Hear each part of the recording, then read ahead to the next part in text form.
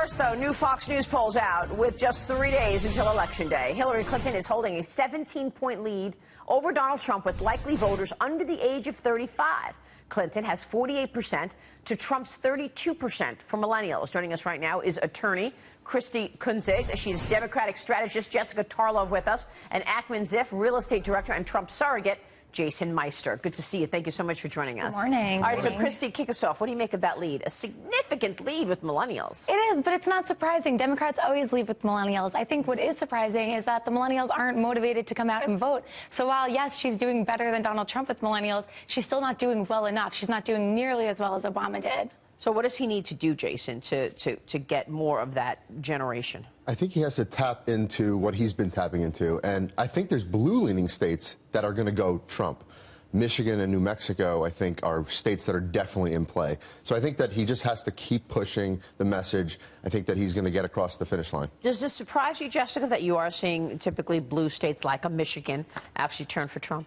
Well, we haven't seen it yet. I know that Trump thinks he has Michigan and Wisconsin in the bag now. I know in the averages she's up about 5 or 6. That's 1 point below where Obama was. But, I mean, the Clinton campaign is pretty sure that the blue firewall is in place. And I was looking at Larry Sabado's map, and he has her winning 293 electoral votes. So on top of the firewall, she would take North Carolina and Nevada, which has very good early numbers for them. I think you're right that he needs to continue hammering his themes and certainly stay on message. I don't think Trump can afford, like, in a Alicia Machado 3 a.m. moment at this point. But that doesn't really speak to the millennial problem. So, yes, Democrats do better with millennials.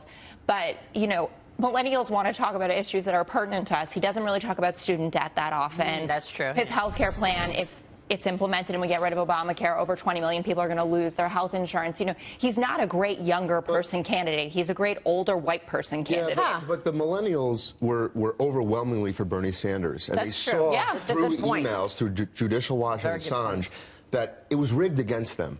And they don't like the rigging of the system. They like an honest, that's a priority, that they want an end to the corruption. Correct. You don't think so? Huge thing. Oh, no, I think so. I think that's totally true. Obviously, Bernie Sanders, he was winning, what, upwards of 80% of younger voters. I was, you know, that lone Hillary millennial running around.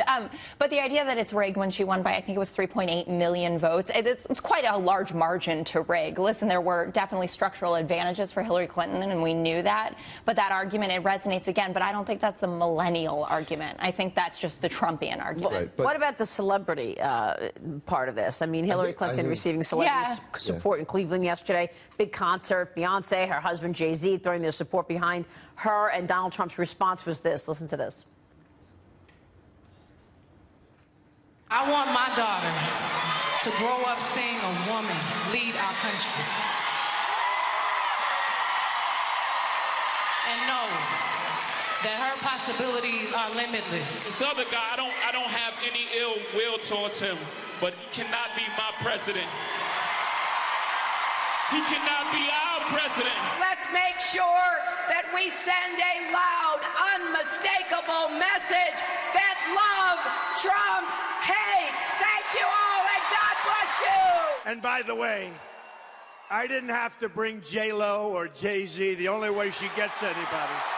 I'm here all by myself. Just me. No guitar, no piano, no nothing.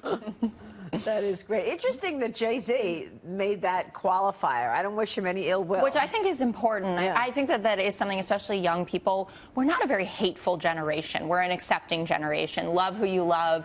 Do what you need to do. Take care of yourself. And I think that was really smart of Jay-Z. I'm glad they finally came out for her, because you kind of knew, obviously, that there weren't going to be Trump people, and this has taken a while. Why did it take so long? I don't know. I mean, they have been choosing to work more with the Black Lives Matter movement over the past year, more than getting involved in the presidential race this way. And a lot of the Black Lives Matter movement leaders actually took a while. I mean, DeRay just came out in an op-ed within this month in support of Hillary Clinton. So I think they're waiting for that. But, I mean, it's funny when you see Jay-Z and Beyonce and then you see Hillary shrieking like, yeah, it's about her. But does it matter? Do those two matter for her? I think she needs a lot more than Jay-Z at this moment in time. Well, she has LeBron coming up. She has two open FBI investigation. She has an IRS open investigation. She's got some serious issues that she has to deal with, and the enthusiasm gap is massive. That's not true. I have to agree with Jason. But it's not she's going to need something way more than this. I don't think Beyonce's backup dancers in pantsuits is going to be swaying any millennials to go hit the polls. So it doesn't matter to you? It doesn't matter. And when she took the stage, a lot of people left the concert anyway. It's not like in 2012 when Bruce Springsteen and Obama were together and people went more don't for Obama. like to hear celebrities' politics. Correct. And I have to agree with that. I work for a radio station, I have a rock show, and all of those artists are constantly, I mean, they're very liberal, but they're constantly giving their opinions. I love them for their music. I don't necessarily love them for their political views. The fact is that we have a movement right now, and it's very similar to 2008 and Barack Obama. That's what Trump's tapped into. It's much bigger than Donald Trump himself. Barack Obama and Donald Trump's messages in 2008, 2012, and They're today. both change.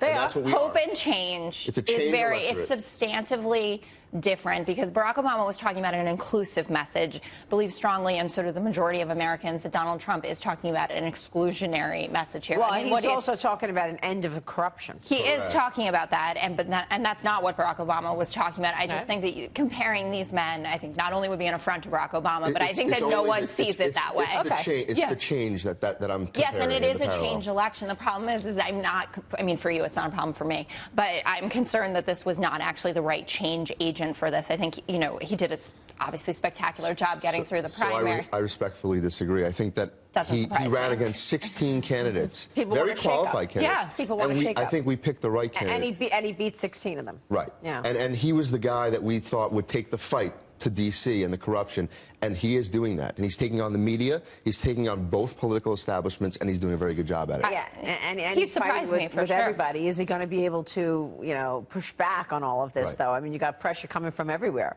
Like you said, media, some voters, the GOP even. Right, correct. Yeah. What do you think, Christi?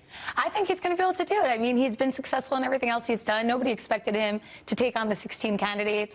And again, when we were looking at the delegate maps, everyone was thinking he wasn't going to make it there either. So I think with all these maps coming on now about whether or not he's going to be able to get enough votes, I think he's going to keep surprising us.